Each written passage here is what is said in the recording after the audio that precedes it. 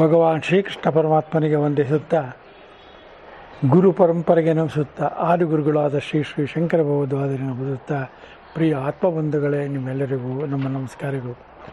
ಭಗವದ್ಗೀತೆಯ ಕೊನೆಯ ಅಧ್ಯಾಯವಾದ ಮೋಕ್ಷ ಸನ್ಯಾಸ ಯೋಗದಲ್ಲಿ ಚರ್ಚೆ ಮಾಡ್ತಾ ಇದ್ದೀವಿ. 33ನೇದು. ಧೃತ್ಯಾಯಯಾ ಧಾರಯತೆ ಮನಃ ಪ್ರಾಣೇಂದ್ರಿಯ ಕ್ರಿಯಾ ಯೋಗೇನ ಅವ್ಯಭಿಚಾರೇಣ ಪ್ರತಿಷ್ಠಾ ಪಾರ್ಥ ಸಾತ್ವಿಕೀ. ಯಾವ ಅವ್ಯಭಿಚಾರಿಯಾದ ಧೃತಿಯಿಂದ ಮನಃ ಪ್ರಾಣ ಇಂದ್ರಿಯ ಕ್ರಿಯೆಗಳನ್ನು ಯೋಗದಿಂದ ಧರಿಸಿರುತ್ತಾನೋ ಪಾರ್ಥನೆ, ಆ ಧೃತಿಯು ಸಾತ್ವಿಕವು. ಧೃತಿ ಮೂಲ, ಧೃತಿಯಿಂದ ಬಂದದ್ದು ಧೈರ್ಯ. ಲೌಕಿಕದಲ್ಲಿ ಧೃತಿ ಅನ್ನೋದಕ್ಕೆ ನೇರವಾಗಿ ಧೈರ್ಯ ಅನ್ನೋ ಅರ್ಥನೇ ಮಾಡ್ತಾರೆ. ನಮ್ಮ ಸಂಸಾರದಲ್ಲೆಲ್ಲ ಧೈರ್ಯವಾಗಿರ್ಬೇಕು ಕೊಣೆ ಅಂತ ಹೇಳ್ತೀವಲ್ಲ, ಆ ಧೈರ್ಯ ಬೇರೆ. ಯಾಕೆಂದರೆ ಧೈರ್ಯ ಅಲುಗಾಡಬಹುದು, ವಿಚಲಿತವಾಗಬಹುದು, ಅವನನ್ನು ದಾರಿ ತಪ್ಪಿಸಲೂಬಹುದು. ಆದರೆ ಅಧ್ಯಾತ್ಮದಲ್ಲಿ ಧೃತಿ ಅಂದರೆ ಬುದ್ಧುವ ವಿಶುದ್ಧೆಯ ಯುಕ್ತೋ ಧೃತ್ಯಾತ್ಮಾನಂ ನಿಯಮವಾಗಿರುವ ಧೃತಿ ಇದೆಯಲ್ಲ, ಅಂದರೆ ನನಗಿರೋ ದೃಢ ನಿಶ್ಚಲ ಇದೆಯಲ್ಲ, ಅದರಲ್ಲಿರತಕ್ಕಂಥ ಧೈರ್ಯವನ್ನು ಧೃತಿ ಅಂತ ಹೇಳಿದ್ದಾರೆ. ಮುಂದಕ್ಕೆ ಯಾವ ಧೃತಿಯಿಂದ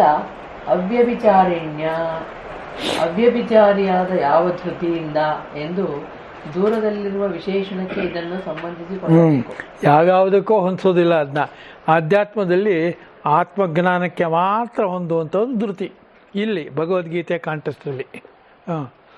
ಯಾವ ತಪ್ಪದೇ ಇರುವ ಧೃತಿಯಿಂದ ಧರಿಸಿರುವನೋ ಏನನ್ನು ಎಂದರೆ ಮನಃ ಪ್ರಾಣ ಇಂದ್ರಿಯ ಕ್ರಿಯೆಗಳನ್ನು. ಮನಸ್ಸು, ಪ್ರಾಣ ಮತ್ತು ಇಂದ್ರಿಯಗಳು ಇವು ಮನಃ ಪ್ರಾಣೇಂದ್ರಿಯಗಳು. ಶಬ್ದಾದೀನ್ ವಿಷಯ ತೆಕ್ತುವ ರಾಗದ್ವೇಷ ವಿದುಷಚೌ, ಅದಕ್ಕೆ ಅಡ್ಜಸ್ಟ್ ಮಾಡಬೇಕು. ಇವುಗಳ ಕ್ರಿಯೆಗಳನ್ನು ಅಂದರೆ ಇವುಗಳ ವ್ಯಾಪಾರಗಳನ್ನು ಶಾಸ್ತ್ರವನ್ನು ಮೀರಿದ ತಪ್ಪು ಹಾದಿಯಲ್ಲಿ ಮುನ್ನುಗ್ಗದಂತೆ ಧಾರಯತೆ ಅಂದರೆ ಹಿಡಿದಿಟ್ಟುಕೊಂಡಿರುವನು. ಧೃತಿಯಿಂದ ಹಿಡಿದುಕೊಂಡರೆ ಅಲ್ಲವೇ ಇವು ಶಾಸ್ತ್ರವನ್ನು ಮೀರಿದ ಹಾದಿಯನ್ನು ವಿಷಯವಾಗಿಸಿಕೊಳ್ಳದೇ ಇರುವುದು. ಶಾಸ್ತ್ರವನ್ನು ಮೀರಿದ ಹಾದಿ ಯಾವುದು? ಶಾಸ್ತ್ರ ಎಲ್ಲ ನಮ್ಗೆ ಇದಕ್ಕೆ ಸರಿ ಹೋಗುತ್ತೆ ಅಲ್ವಾ? ಇಲ್ಲಿ ಮೇಲಕ್ಕೆ ಅಪರ ಬ್ರಹ್ಮ ತಿಳ್ಕೊಳ್ಳೋಕೆ ಎಲ್ಲದಕ್ಕೂ ಶಾಸ್ತ್ರ ಬೇಕೇ ಬೇಕು. ಇದನ್ನು ಮೀರಿದ್ದು ಅಂದರೆ ಆತ್ಮಜ್ಞಾನ ಒಂದೇ. ಯಾಕೆ? ಶಾಸ್ತ್ರಕ್ಕೂ ಆಧಾರವಾದದ್ದು ಮೇಲಿನದು ಯಾವುದು ಎಂದರೆ ಆತ್ಮಜ್ಞಾನ, ಬ್ರಹ್ಮಜ್ಞಾನ. ಅರ್ಥ ಆಯ್ತಾ? ಪರಮಾತ್ಮ ಜ್ಞಾನ. ಅದನ್ನು ಎಲ್ಲಿ ಪುಸ್ತಕದಲ್ಲಿ ಹುಡುಕಿದ್ರೋ ಯಾರಿಂದಲೂ ಕಿತ್ಕೊಂಬರೋದಕ್ಕೆ ಸಾಧ್ಯ ಇಲ್ಲ. ಅದು ತನ್ನದಾಗಿ ಸ್ವತಂತ್ರವಾಗಿರೋದು. ಏನು ಬುದ್ಧಿ ಇದೆಯಲ್ಲ, ಇದು ಅದನ್ನು ಮುಟ್ಟಕ್ಕಾಗಲ್ಲ ಅಲ್ವಾ? ಮಂದಾಕ್ಷಿ ಅಮಗಿಹುದು, ಬಹುದೂರ ಸಾಗದದು. ಬುದ್ಧಿಯನ್ನು ಮೀರಿದ್ದು ಯಾವುದು? ಆತ್ಮ ಒಂದೇ. ಅದನ್ನು ಹೇಳ್ತಾ ಇದ್ದಾರೆ. ಯೋಗದಿಂದ ಸಮಾಧಿಯಿಂದ ಒಡಗೂಡಿರುವ ಅಂದರೆ ಧೃತಿಯು ಎಂತಹದ್ದಾದರೂ ಮನಸ್ಸೇ ಮುಂತಾದವುಗಳನ್ನು ಹಿಡಿದಿಟ್ಟುಕೊಂಡಿರುತ್ತದೆ. ಸಮಾಧಿ ಅಂದರೆ ಸವಿಕಲ್ಪ ಸಮಾಧಿ, ನಿರ್ವಿಕಲ್ಪ ನಿರ್ವಿಕಲ್ಪ ಸಮಾಧಿ ಅನ್ನೋದು ಬುದ್ಧಿಗೂ ಮೀರಿದ್ದು. ಸವಿಕಲ್ಪ ಸಮಾಧಿ ಅಂದರೆ ಕಾಣೋದು ಎಲ್ಲ ನೋಡೋದು ಎಲ್ಲ ಇಂದ್ರಿಯ ಸುಖಗಳಿಗೆ ಹೊಂದುವಂಥದ್ದು ಅಲ್ವಾ? ಎರಡಕ್ಕೂ ವ್ಯತ್ಯಾಸನ ಅರ್ಥ ಮಾಡ್ಕೊಂಡು ಮುಂದಕ್ಕೆ ಹೋಗ್ಬೇಕು. ಮನಸ್ಸಿನಲ್ಲಿ ಏರುಪೇರಿಲ್ಲದ ಸಮಾಧಿಯಿಂದ ಹಿಡಿದಿಟ್ಟುಕೊಂಡಿರುವ ಧೃತಿ ಸಾತ್ವಿಕವು ಎಂದು ಅರ್ಥ. ಮನಸ್ಸಲ್ಲಿ ಏರುಪೇರು ಇಲ್ಲದೆ ಇದ್ದರೆ ಸವಿಕಲ್ಪ ಸಮಾಧಿ ಅಲ್ವಾ ಮಣಿ? ನಿಮ್ಗೆ ಗೊತ್ತಿರ್ತಲ್ಲ ಸಮಾಧಿ ಬಗ್ಗೆ, ಯೋಗ ಮಾಸ್ಟ್ರಿಗೆ ಗೊತ್ತಿರಬೇಕದು. ಅಂದರೆ ಯೋಗದಿಂದ ಎಲ್ಲ ಸಮಯದಲ್ಲೂ ಸಮನಾಗಿ ಹಿಡಿದಿಟ್ಟಿರುವಂಥ ಧೃತಿ, ಧೈರ್ಯ ಏನಿದೆ, ಧೈರ್ಯದ ಮೂಲ ಏನಿದೆ, ಆ ಧೃತಿ ಅದನ್ನು ಹೇಳಿದ್ದಾರೆ. ಅದಕ್ಕೋಸ್ಕರ ರಾಗದ್ವೇಷ ಏನೂ ಅಲ್ಲಿರೋದಿಲ್ಲ, ಎಲ್ಲವೂ ಒಂದೇ ಅಂತ ಕಾಣ್ತಾ ಇರುತ್ತೆ.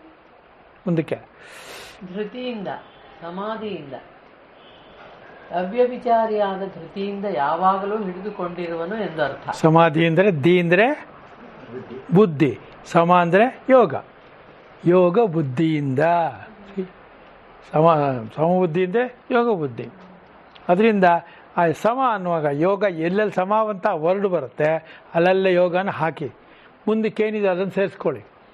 ಯೋಗ ಬುದ್ಧಿ ಅಲ್ಲ, ಯೋಗ ಮನಸ್ಸು, ಯೋಗ ಶರೀರ, ಯೋಗ ಜೀವನ, ಸಿ ಅದೆಲ್ಲ ನಾವು ಯೋಗನ ಎಲ್ಲದಕ್ಕೂ ಸೇರಿಸ್ಕೋಬೇಕು. ಅಂದರೆ ಯಾವಾಗಲೂ ನಮ್ಮ ಬುದ್ಧಿಯಲ್ಲಿರುವ ವಿವೇಕ ಸಮನಾಗಿರಬೇಕು, ಅಸಮವಾಗಬಾರದು, ಅಸಮತೋಲನವಾಗಬಾರದು. ಸಮ ಅಂತ ಬಂದ್ಬಿಟ್ಟ ಮೇಲೆ ತೋಲನ ಇರೋದೇ ಇಲ್ಲ, ಆ ಕಡೆ ಅಲ್ಲಾಡೋ ಆಗಿಲ್ಲ, ಅದಿಲ್ವಾ? ಗಡಿಯಾರ ಪೆಂಡ್ಯುಲಮ್ ಇದೆಲ್ಲ ನಡೀತಾ ಇರ್ಬೇಕಾದ್ರೆ ಏನು ಗುರುತು? ಈ ಕಡೆ ಹೋಗ್ಬೇಕು, ಈ ಕಡೆ ಹೋಗ್ಬೇಕು. ಒಂದೇ ಟೈಮ್ ತೋರಿಸ್ತಾ ಇದ್ದೀರಿ ಏನಿರುತ್ತೆ? ಪೆಂಡ್ಯುಲಮ್ಮು ಅಲ್ಲೇ ಇದೆ. ಆ ಪೆಂಡ್ಯುಲಮ್ ಥರ ಇರಬೇಕು, ಅಂದರೆ ನಿಂತಿರುವ ಪೆಂಡ್ಯುಲಮ್ ಥರ ನಮ್ಮ ಮನಸ್ಸು ಇರಬೇಕು. ಇಲ್ಲೇ ಇದ್ರಿ ನಾವು ಮಾಡಿರುವ ಗಡಿಯಾರ ನಮಗೆ ತಪ್ಪು ಸಮಯನೂ ತೋರಿಸ್ಬೋದು, ಸರಿಯಾದ ಸಮಯನೂ ತೋರಿಸ್ಬೋದು ಅಲ್ಲ. ಅದನ್ನೇ ನಾವೇನು ಮಾಡ್ತೀವಿ, ನಮ್ಮ 5 ನಿಮಿಷ ಫಾಸ್ಟ್ ಇದೆ, ಸ್ಲೋ ಇದೆ ಅಂತ ಹೇಳ್ತೀವಿ. ಯಾಕೆ? ಶೆಲ್ ಕಡಿಮೆ ಆಗ್ತಾ ಇದ್ದಾಗೆ ಸ್ಲೋ ಆಗುತ್ತೆ, ಜಾಸ್ತಿ ಆಗ್ತದೆ ಇದಾಗ್ತದೆ ಅಲ್ವಾ? ನಾವು ಮಾಡ್ಕೊಂಡಿರೋದು. ಮನುಷ್ಯ ಮಾಡಿಕೊಂಡಿರೋ ಯಾವುದರಲ್ಲೂ ಸಮ ಇಲ್ಲವೇ ಇಲ್ಲ. ಇದೆಯಾ ಮನೆ? ಸಾಧನೆ ಮಾಡಬೇಕದನ್ನ, ಅದು ಮನಸ್ಸಿಗೆ ಮಾತ್ರ ಸಂಬಂಧಪಟ್ಟಿದ್ದು, ಅದು ಯೋಗ. ತಪ್ಪದೇ ಇರುವ ಧೃತಿಯಿಂದ ಮನಃ ಪ್ರಾಣೇಂದ್ರಿಯ ಕ್ರಿಯೆಗಳನ್ನು ಹಿಡಿಯುವಾಗ ಯೋಗದಿಂದ ಅವನ್ನು ಹಿಡಿದಿರುತ್ತಾನೋ ಎಂದು ಇಷ್ಟನ್ನು ಇಲ್ಲಿ ಹೇಳಿದಂತಾಯ್ತು. ಯೋಗದಿಂದ ಅಂದರೆ ನಾವು ಮಾಡೋ ಎಕ್ಸಸೈಸ್ ಅಲ್ಲ, ಯೋಗ ಬುದ್ಧಿಯಿಂದ, ಯೋಗ ವಿವೇಕದಿಂದ, ಅದರಿಂದ ಸಮನಾದ ಬುದ್ಧಿಯಿಂದ, ಅಂದರೆ ತರ್ಕ ಇಲ್ಲದೇ ಇರುವ, ಯಾವುದೇ ತರ್ಕವಿಲ್ಲದೇ ಇರುವ ಅತರ್ಕವಾಗಿರುವ ಬುದ್ಧಿಯಿಂದ, ಅಂದರೆ ವಿವೇಕದಿಂದ ಹಿಡಿದಿಟ್ಟಿರುವ ಅಂತ ಅರ್ಥ ಆಯ್ತಾ? ಇನ್ನೇನು ಅರ್ಥ ಆಗ್ಬೇಕಾ? ಏನಿಲ್ಲ ಇದ್ರೊಳಗೆ. ಆ ಕಡೆ ಈ ಕಡೆ ಓದಾಡ್ತಿದ್ರೆ ಬುದ್ಧಿ, ವಿವೇಕ ಅಲ್ಲ. ವಿವೇಕ ಚೂಡಾವಣೆಯಲ್ಲಿ ಮೇಯ್ನಾಗಿ ಡೀಲ್ ಮಾಡಿರೋದೆ ಬುದ್ಧಿಯ ಮೇಲಿರುವ ವಿವೇಕ. ವಿವೇಕದ ಮೇಲೇನಿದೆ? ಪರಬ್ರಹ್ಮ ಒಂದೇ ಅಲ್ವೇ? ವಿವೇಕದಿಂದ ನೋಡಿದಾಗ ಗೊತ್ತಾಗುತ್ತೆ. ಯಾರು ಸತ್ತೋದ ಅಂತೀವಿ ನಾವು. ಯಾಕಂತೀವಿ? ಅಲ್ಲಿ ನಮಗೆ ಬುದ್ಧಿ ಕೆಲಸ ಮಾಡುತ್ತೆ. ಇವತ್ತು ಅಕಸ್ಮಾತ್ ಬಿಟ್ಟಿದ್ರೆ ಅಂತ ಇಟ್ಕೊಳ್ಳಿ, ಏನಾಗೋದು? 1 ವಾರನೋ 15 ದಿವಸನೋ 1 ವಾರನೋ ಆದಮೇಲೆ ಸತ್ತೋಗೋಣ ಅಲ್ಲಲ್ಲ, ಹೌದಲ್ಲ? ಆದ್ದರಿಂದ ವಿವೇಕ ಅನ್ನೋದು ಆ ಟೈಮಲ್ಲಿ ನಮಗೆ ಬರಬೇಕು. ಆ ಟೈಮಲ್ಲಿ, ಆ ಸಂದರ್ಭದಲ್ಲಿ ನಮಗೆ ಉಂಟಾಗತಕ್ಕಂಥ ಪರಿಹಾರವನ್ನು ಅದು ಕೊಡಬೇಕು. ಆವಾಗ ಅದು ವಿವೇಕ ಆಗತ್ತೆ. ಹೇಳಿ. ಯಾವುದು ಇಂಥ ಸ್ವಭಾವದ ಧೃತಿಯೋ ಅದು ಎಲೆ ಪ್ರಾರ್ಥನೆ ಸಾತ್ವಿಕವು. ಈಗ ಗೊತ್ತಾಯ್ತು ಸಾತ್ವಿಕ ವಿವೇಕ ಅಂದ್ರೆ ಏನು ಅಂತ. ಈಗ ಏನಂದರೆ, ಮನುಷ್ಯನ ಪ್ರತಿಯೊಂದು ಕ್ರಿಯೆಗೂ ಯಾವುದು ಕಾರಣ ಮಣಿ? ಮನುಷ್ಯನ ಜೀವನದ ಪ್ರತಿಯೊಂದು ಕ್ರಮದಲ್ಲೂ ಯಾವುದು ಪ್ರಧಾನವಾಗಿರುತ್ತೆ?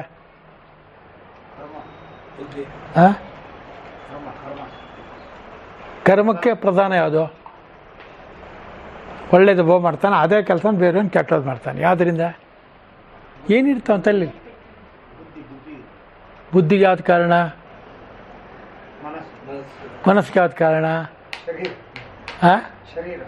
ಶರೀರಕ್ಕೆ ಯಾವ್ದು ಕಾರಣ? ಆತ್ಮ ಕಾರಣ ಎಲ್ಲದಕ್ಕೂ. ಆತ್ಮ ಅನ್ನೋದು ಏನೂ ಮಾಡುವುದಿಲ್ಲ, ಎಲ್ಲವನ್ನು ಮಾಡಿಸೋದು ಅದೂ ಇಲ್ಲ. ಆತ್ಮವು ಚೈತನ್ಯ ಮಾತ್ರ, ವಿಶುದ್ಧ ಚೈತನ್ಯ. ಈಗ ನಾವು ಮಾಡ್ತಾ ಇರೋದು ಧೃತಿ ಅಲ್ವಾ? ಧೃತಿ ಯಾವುದನ್ನು ಆಚರಿಸಿ ಮಾಡ್ತಾ ಇದ್ದಾರೆ ಪಠಣ?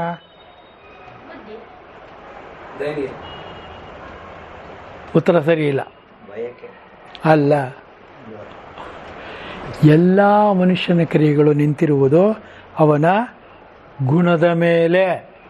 ಗುಣನೇ ಹೊರಟ್ಬಿಟ್ರಲ್ಲ, ಗುಣ ಒಂದೇನೆ, ಅದು ಒಂದೊಂದು ಸಂದರ್ಭದಲ್ಲಿ ಒಂದೊಂದು ಥರ ಕೆಲಸ ಮಾಡುತ್ತೆ. ಒಂದೇ ಗುಣ ನಾವು 3 ಹೇಳಿದ್ರು, ಸಾತ್ವಿಕ, ರಾಜಸಿಕ, ತಾಮಸಿಕ ಅಲ್ವಾ? ಇವಾಗ ಹೇಳ್ತಾ ಇರೋದು ಯಾವುದು? ಸಾತ್ವಿಕವಾಗಿರೋ ಧೃತಿ ಯಾವುದರಿಂದ ಬರುತ್ತೆ? ಸಾತ್ವಿಕವಾದಂಥ ಗುಣದಿಂದ ಅಲ್ಲ. ಗುಣನ ಮರಿಲೇ ಕೂರಿದು ನೀವು ಗುಣಾತೀತ ಆಗಬೇಕಾದ್ರೆ ಗುಣ ಗೊತ್ತಿರ್ಬೇಕು ಬದಲು ಅಲ್ಲ ರಮೇಶ್? ಅರ್ಥ ಆಯ್ತಾ? ಈಗ ಗುಣದಿಂದಲೇ ನಿಮ್ಮ ಜೀವನ ಪ್ರಕಾರ ಉಂಟಾಗೋದು. ಗುಣತ್ರಯ ವಿಭಾಗ ಯೋಗ ಅದು ಒಂದೇನೆ, ಅದನ್ನು ವಿಭಾಗ ಮಾಡ್ಯಾರೆ ತ್ರಯವಾಗಿ 3ಆಗಿ. ಅದರೊಳಗೆ ಸಾತ್ವಿಕ ರೀತಿಯಲ್ಲಿರ್ತಕ್ಕಂಥ ಧೃತಿಯನ್ನು ಹೇಳ್ತಾ ಇದ್ದಾರೆ. ಪ್ರತಿಯೊಂದೂ ಗುಣದಿಂದಲೇ ನಿರ್ಧಾರ ಆಗೋದು ಅಲ್ವಾ? ಅವನು ಒಳ್ಳೆಯವನು ಅಂತ ಯಾವುದನ್ನು ನಮ್ಗೆ ಹೇಳ್ತೀರಿ? ಅವನ ಗುಣ ನಡವಳಿಕೆಗೂ ಕಾರಣ ಗುಣನೇ. ಅದು ಡಂಬಾಚಾರನೂ ಆಗ್ಬೋದು, ಏನಾರು ಆಗ್ಬೋದು, ಆದರೆ ಅದಕ್ಕೆ ಕಾರಣ ಯಾವುದಿರುತ್ತೆ? ಗುಣ. ಅವನು ರಾಜಸಿಕನೋ ತಾಮಸಿಕೋ ಆಗಿರ್ತಾನೆ, ಸಾತ್ವಿಕ ಗುಣ ಆಗಿರೋದಿಲ್ಲ. ಅರ್ಥ ಆಯ್ತಾ? ಆದ್ದರಿಂದ ಗುಣವನ್ನು ಚೆನ್ನಾಗಿ ಅಭ್ಯಾಸ ಮಾಡಿ. 15ನೇ ಅಧ್ಯಾಯನ ಚೆನ್ನಾಗಿ ಅಭ್ಯಾಸ ಮಾಡಿ. ಬೇಕಾದ್ರೆ ಇನ್ನೊಂದು ಸತಿ ಬೇಕಾದ್ರೆ ಮಾಡೋಣ. ಗುಣತ್ರಯನ, ಹೌದಾ? ಗುಣ ಗುಣ ಗುಣ ಗುಣ ನೋಡ್ತಾ ಇರಬೇಕು. ನಮ್ಮಲ್ಲಿ ಗುಣ ಇದೆ ಅಂತ ನಮಗೆ ಗೊತ್ತಾಗಬೇಕಾದ್ರೆ ಏನಾಗಬೇಕು? ಅಧ್ಯಯನ ಮಾಡಬೇಕು. ಈ 3 ಗುಣದಲ್ಲಿ ನಾವ್ಯಾವುದು ಅಂತ. ಸಾತ್ವಿಕ ಧೃತಿ ಹೇಳ್ತಾ ಇದ್ದಾರೆ ಅಷ್ಟೇ ಅಲ್ವಾ? ಈಗ ನೆಕ್ಸ್ಟ್ ಏನು ಹೇಳ್ತಾರೆ? ಹ್ಞೂ ಯಯಾತೋ ಧರ್ಮ ಕಾಮಾರ್ಥಾನ್ ಧೃತ್ಯಾಧಾರಯತೇರ್ಜುನ ಪ್ರಸಂಗೇನ ಫಲಾಕಾಂಕ್ಷಿ ಧೃತಿ ಸಾ ಪಾರ್ಥ ರಾಜಸಿ. ಪ್ರಸಂಗ ಮತ್ತು ಫಲ ಎಲ್ಲಿ ಬರುತ್ತೆ? ಅಲ್ಲಿ ಕರ್ಮ ಪ್ರಧಾನ ಇರುತ್ತೆ. ಪ್ರಸಂಗ ಅಂದರೆ ಕರ್ಮನೇ, ಅದರ ಫಲ ಅಂದರೆ ಕರ್ಮದ ಫಲ. ಆವಾಗ ಆ ಕರ್ಮವನ್ನೇ ಪ್ರಧಾನ. ಆ ಕರ್ಮದ ಫಲ ಏನು ನನಗೆ ಬರಬೇಕು ಅಂತ ಹಠ ಇಟ್ಕೊಂಡು ಮಾಡೋದನ್ನ ಏನಂತಾರೆ? ರಾಜಸಿಕ. ಅದು ರಾಜಸಿಕ ಗುಣ. ರಾಜಸಿಕ ಗುಣದಿಂದ ಅವನು ವಿಚಲಿತನಾಗೋದನ್ನು ಮಾಡ್ತಾ ಇರ್ತಾನೆ. ಕರ್ಮ ಪ್ರಸಂಗವನ್ನು ಪ್ರಧಾನವಾಗಿ ಇಟ್ಕೋತಾನೆ ಮತ್ತು ಅದರ ಫಲವನ್ನು ಇಟ್ಕೋತಾನೆ. ಆ ಫಲವನ್ನು ಪಡೆಯುವುದಕ್ಕೆ ಏನು ಬೇಕಾದ್ರೆ ಮಾಡ್ತಾನೆ. ಅದೇ ರಾಜಸಿಕ. ಅರ್ಥ ಆಯ್ತಲ್ಲ? ಗೊತ್ತಾಯ್ತಾ? ಇದು ಒಂಥರ ಭಾಳ ಕನ್ಫ್ಯೂಷನ್ ಆಗುತ್ತೆ. ನಮ್ಮ ಜೀವನ ಸುತ್ತಮುತ್ತಲು ನೋಡ್ತಾ ಇದ್ದರೆ ನಮಗೆ ಅರ್ಥ ಆಗ್ತಾ ಹೋಗುತ್ತೆ. ನಿಧಾನಕ್ಕೆ ವಯಸ್ಸಾಗ್ತಾ ಕಾಲ ಬರ್ತಾ ಏನು ಮಾಡ್ತಾರೆ, ಅವ್ರವ್ರ ಕರ್ಮ ಥರ ಅವ್ರು ಮಾಡ್ತಾರೆ ಅಂತಾರೆ. ಅಲ್ಲೋ ಮಣಿ? ಕರ್ಮ ಯಾರಿಗೆ ಪ್ರಧಾನವಾಗಿರುತ್ತೆ? ಯಾರಿಗೆ ಪ್ರಧಾನವೋ ಅವನಿಗೆ ರಾಜಸಿಕವಾಗಿರ್ತಕ್ಕಂಥ ಗುಣ ಜಾಸ್ತಿ ಇರುತ್ತೆ.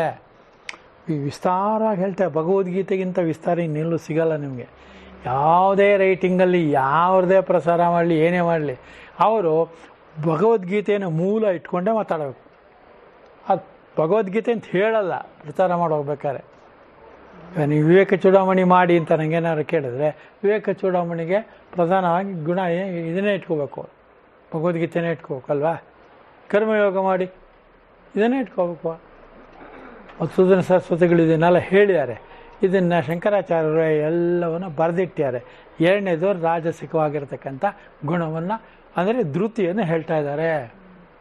ಆದರೆ ಅರ್ಜುನನೇ ಯಾವ ಧೃತಿಯಿಂದ ಧರ್ಮ ಕಾಮಾರ್ಥಗಳನ್ನು ಪ್ರಸಂಗದಿಂದ ಫಲಾಕಾಂಕ್ಷಿಯಾಗಿ ಧರಿಸಿಕೊಂಡಿರುವನು ಆ ಧೃತಿಯು ಪಾರ್ಥನೆ ರಾಜಸವು. ಧರ್ಮಾರ್ಥ ಕಾಮ ಯಾವುದು? ಪುರುಷಾರ್ಥ. ಧರ್ಮ ಅರ್ಥ ಕಾಮ. ಇಲ್ಲಿ ಮೋಕ್ಷವನ್ನು ಹೇಳಿಲ್ಲ. ಯಾಕೆಂದ್ರೆ ಮೋಕ್ಷ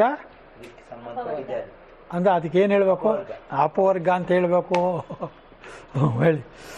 ಆದರೆ ಅರ್ಜುನನೇ ಯಾವುದರಿಂದ ಧರ್ಮಾರ್ಥ ಕಾಮಗಳನ್ನು, ಧರ್ಮವು ಕಾಮವು ಅರ್ಥವು ಧರ್ಮ ಕಾಮಾರ್ಥಗಳು, ಆ ಧರ್ಮ ಕಾಮಾರ್ಥಗಳನ್ನು ಯಾವ ಧೃತಿಯಿಂದ ಧರಿಸಿಕೊಂಡಿರುವನೋ ಅವಶ್ಯವಾಗಿ ಸಂಪಾದನೆ ಮಾಡತಕ್ಕವೆಂದು ಮನಸ್ಸಿನಲ್ಲಿ ನಿಶ್ಚಯಿಸಿಕೊಂಡಿರುವನೋ, ಯಾವ ಪುರುಷನು ಪ್ರಸಂಗದಿಂದ ಧರ್ಮವೇ ಮುಂತಾಗಿ ಯಾವುದನ್ನು ಧರಿಸುವ ಪ್ರಸಂಗ ಬರುತ್ತದೋ ಆಯಾ ಪ್ರಸಂಗದಿಂದ ಫಲವನ್ನು ಬೇಡುವವನೂ ಆಗಿರುತ್ತಾನೋ ಅವನ ಧೃತಿ ಇರುವುದಲ್ಲ, ಅದು ಪಾರ್ಥನೆ ರಾಜಸವು. ಆ ಬಿಸ್ನೆಸ್ ಶುರು ಮಾಡಿದಾಗ ನಮ್ಮ ಕಸಿನ್ನ ಅಡ್ವೈಸ್ ಕೇಳಕ್ಕೆ ಹೋಗಿದ್ದೆ. ಭಾಳ very big businessman, Karnataka pipes ಅಂತ ಇದ್ದರು.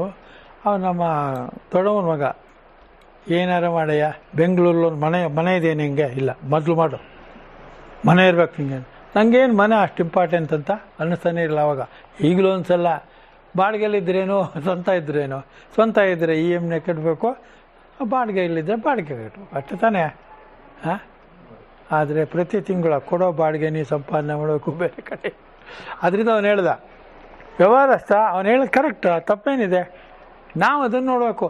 ಮನೆ ಆಯಿತು, ಏನೇ ಆಗಲಿ ಜೀವಮಾನದಲ್ಲಿ ಏನಾರು ಆಗಲಿ ಮದುವೆ ಮಾಡ್ಕೊಳ್ಳೋಕ್ಕಿಂತ ಮುಂಚೆ ಮನೆ ಇರಬೇಕು ಅಲ್ವಾ?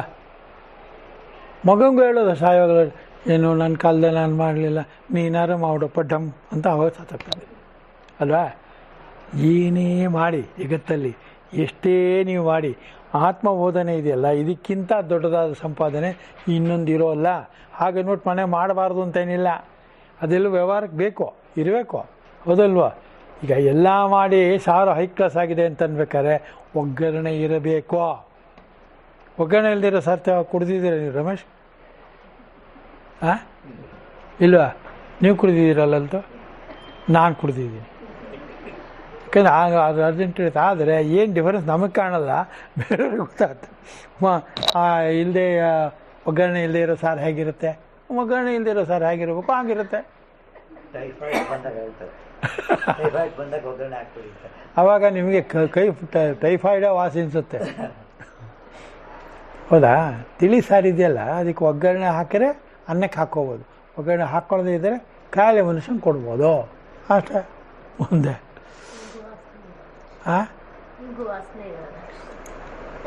ಹಿಂಗೆ ವಾಸನೆ ಹಾಕ್ಬಿಟ್ರೆ ಜ್ವರ ಅವಾಗಲೇ ಹೊಟ್ಟೋಗುತ್ತೆ.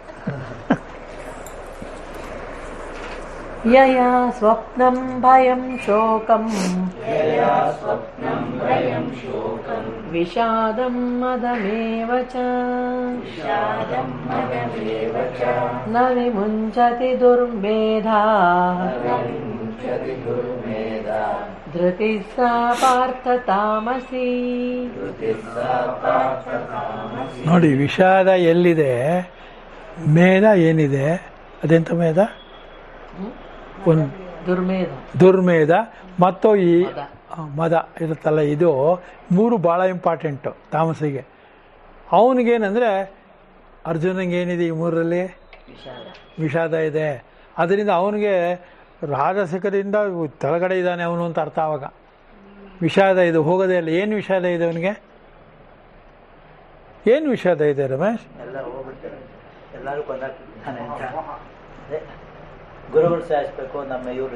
ಅದನ್ನ ಹೇಳ್ಬೇಕು ಮೊದಲು. ಏನಂದರೆ ತಾತ, ಗುರುಗಳು, ಆಮೇಲೆ ಈ ನೆಂಟ್ರಿಸ್ಟ್ರು ಇವರೆಲ್ಲ ಹೋಗ್ಬಿಡ್ತಾರಲ್ಲ ಅಂತ. ಮಣಿ ಏನೋ ಅಂತ ಹೇಳಿದ್ರಿ ಈಗ, ಮೋಹದ ಕಾರಣದಲ್ಲಿ ವಿಷಾದ ಇರುತ್ತೆ ಅವನಿಗೆ, ಅಲ್ವಾ? ವಿಷಾದ ಯಾವುದರಿಂದ ಇರುತ್ತೆ? ಮೋಹದಿಂದ. ಯಾವ ಮೋಹ? ಇವರೆಲ್ಲ ನಮ್ಮವರು ಅಂತ. ಇಲ್ಲಿ ಪ್ರಪಂಚದ ನೀವು ಇವತ್ತು ತಿಳ್ಕೊಂಬಿಟ್ರಿ, ಪ್ರಪಂಚದಲ್ಲಿ ಯಾವುದು ನಮ್ಮದಲ್ಲ. ನಾವು ಯಾರಿಗೂ ಸೇರಿದವರಲ್ಲ, ಪರಮಾತ್ಮನಿಗೆ ಮಾತ್ರ ಸೇರಿದವರು. ಇದಿದ್ದರೆ ಮಾತ್ರ ವಿಷಾದ ಮೋಹ ಎಲ್ಲ ನಿಧಾನಕ್ಕೆ, ಅರ್ಜೆಂಟಾಗಿ ಹೋಗಲ್ಲ, ನಿಧಾನಕ್ಕೆ ಹೋಗುತ್ತೆ. ಆದರೂ ಬಿಡೋಲ್ಲ. ಸಂಸಾರ ಹೇಗೆ ಅಂದರೆ, ಇದು ಬಿಡಬೇಕಾದ್ರೂ ನಿಧಾನ, ಕಟ್ಕೊಳ್ಳೋದು ನಿಧಾನ. ಕಟ್ಕೊಂಡ್ಬಿಟ್ಟ ಮೇಲೆ ಬಲವಾಗಿ ಇಟ್ಕೊಂಡಿರುತ್ತೆ, ಬಿಡೋದೇ ಇಲ್ಲ. ಅಲ್ವಲ್ತು? ನಿಮ್ಗೆ ಯಾವುದು ಮೋಹ ಇದೆಯೋ, ವಿಷಾದ ಇದೆಯೋ, ಯಾವುದಿದೆ?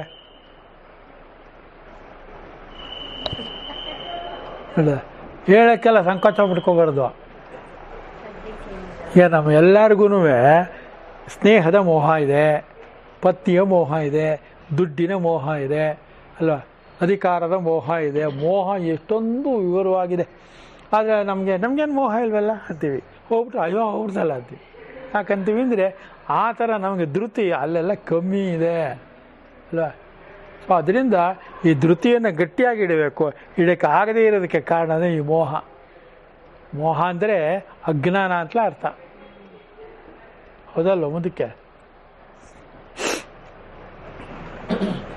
ಯಾವುದರಿಂದ ಸ್ವಪ್ನವನ್ನು, ಭಯವನ್ನು, ಶೋಕವನ್ನು, ವಿಷಾದವನ್ನು, ಮದವನ್ನು ದುರ್ಮೇಧನಾಗಿ ಬಿಡದೇ ಇರುವನು, ಆ ಧೃತಿಯು ತಾಮಸ ಎನಿಸುತ್ತದೆ. ಸ್ವಪ್ನ ಅಂದ್ರೆ ಏನಪ್ಪ?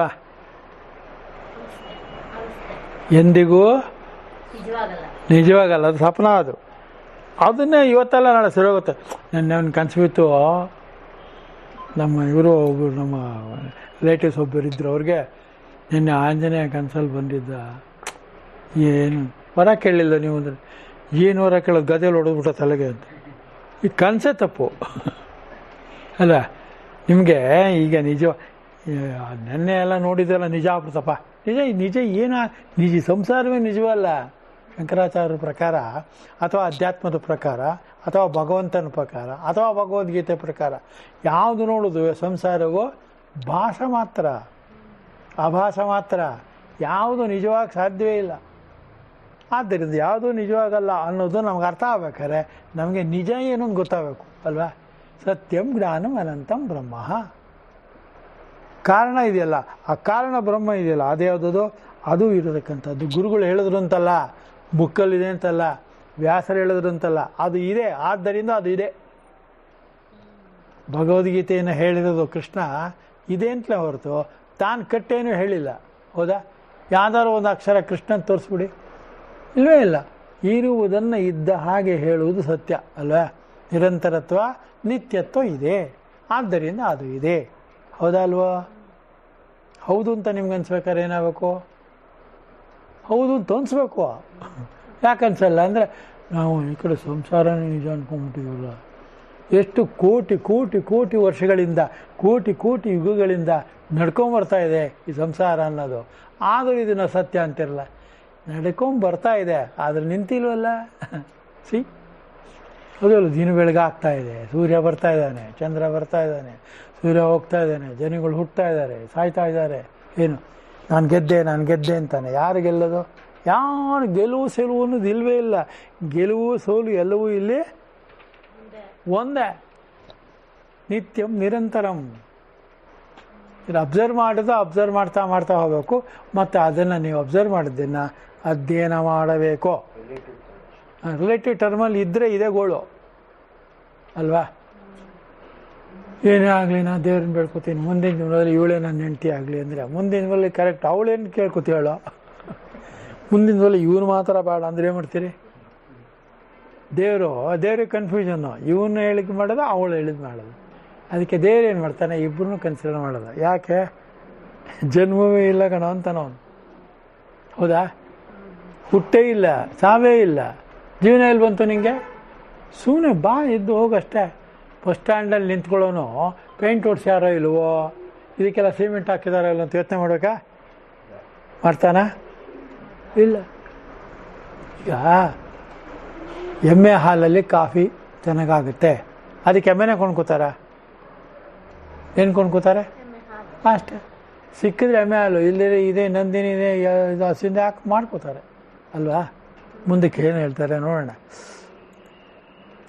ಯಾವುದರಿಂದ ಸ್ವಪ್ನವನ್ನು, ನಿದ್ರೆಯನ್ನು, ಭಯವನ್ನು, ಅಂಜಿಕೆಯನ್ನು, ಶೋಕವನ್ನು, ವಿಷಾದವನ್ನು, ಮನಸ್ಸಿನಲ್ಲಿ ಕುಗ್ಗುವುದನ್ನು, ಮದವನ್ನು, ವಿಷಯ ಸೇವೆಯೇ ತನಗೆ ಹೆಚ್ಚಿನದೆಂದುಕೊಂಡು ಮತ್ತನಾದವನಂತೆ ಇದ್ದುಕೊಂಡಿರುವ ಮದವನ್ನು, ಇವನ್ನು ನಿತ್ಯವೂ ತನಗೆ ಕರ್ತವ್ಯವಾಗಿರುವುದೆಂದು ಮನಸ್ಸಿನಲ್ಲಿ ಮಾಡಿಕೊಂಡು ಬಿಡದೆ ಇರುವನು.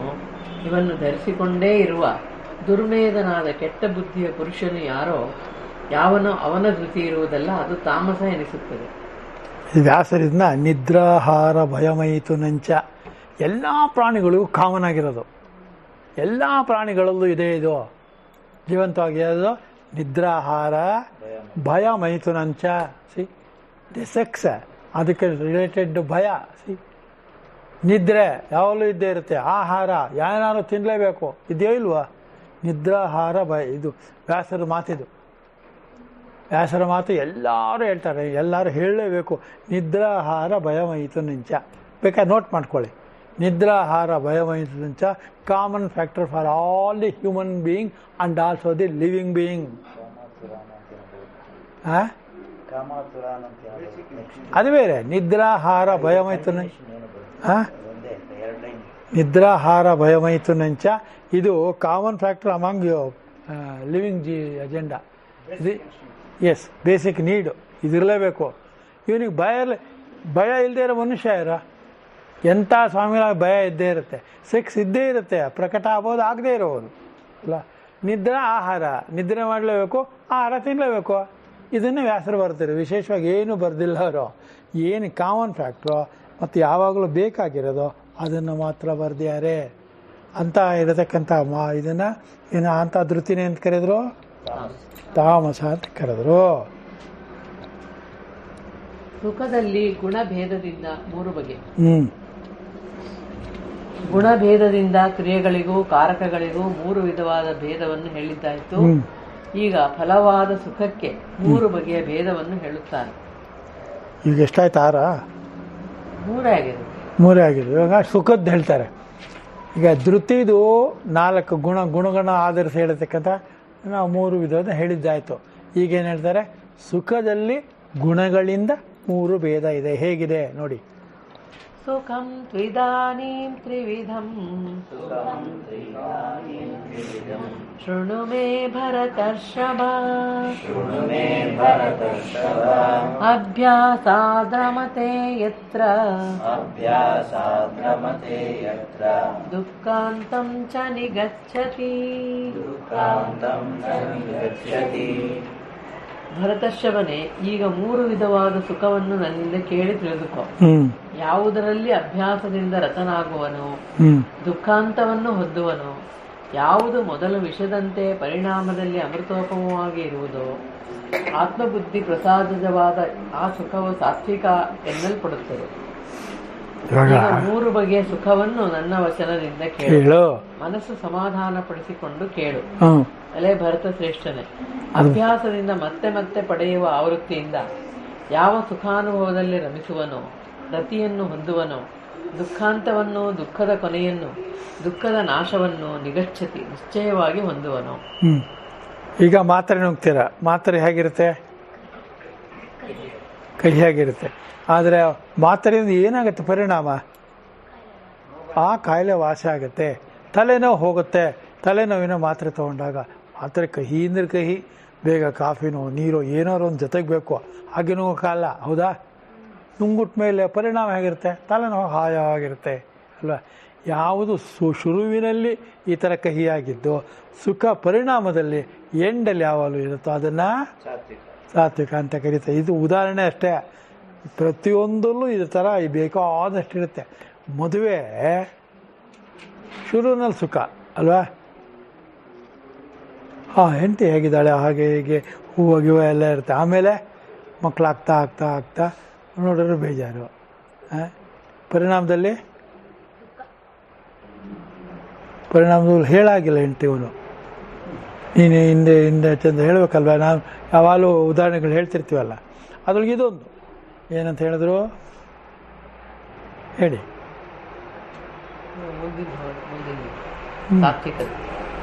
ಸಾತ್ವಿಕದ ಹೇಳಿ. ಯತ್ತದಗ್ರೇ ವಿಷಮಿವ ಪರಿಣಾಮೇ ಮೃತೋಪಮಂ ಅಮೃತೋಪಮ ಸುಖಂ ಸಾತ್ವಿಕಂ ಪ್ರೋಕ್ತಂ ಆತ್ಮಬುದ್ಧಿ ಪ್ರಸಾದಜಂ. ಇದನ್ನು ಭಾಳ ಗಮನ ಇಡ್ಬೇಕು ನೀವು. ಹೀಗೆ ಸಾತ್ವಿಕವಾಗಿರತಕ್ಕಂಥ ಸುಖ ಇದೆಯಲ್ಲ, ಇದರ ಪರಿಣಾಮ ಏನು? ಆತ್ಮಬುದ್ಧಿ. ಆತ್ಮದ ಕಡೆಗೆ ಬುದ್ಧಿ ಹೋಗುತ್ತದೆ. ನಮಗೆ ಆತ್ಮದಲ್ಲಿ ಬುದ್ಧಿ ಬೇಕು ಅಂದರೆ ಸಾತ್ವಿಕವಾಗಿರತಕ್ಕಂಥ ಇದನ್ನು ಗುಣವನ್ನು ಆಧರಿಸಿಕೊಂಡು ಸಾತ್ವಿಕವಾಗಿರತಕ್ಕಂಥ ವಿಚಾರದಲ್ಲಿ ತೊಡಗಿಸಿಕೊಂಡರೆ ನಮಗೆ ಪ್ರಸಾದ, ಅದರಿಂದ ಬರತಕ್ಕಂಥ ಪ್ರಸಾದ ಏನು? ನಮ್ಮ ಬುದ್ಧಿಯನ್ನು ನೈವೇದ್ಯ ಮಾಡೋಕ್ಕೆ ಮೊದಲು ಆಮೇಲೆ ಪ್ರಸಾದ ಸಿಗುತ್ತೆ.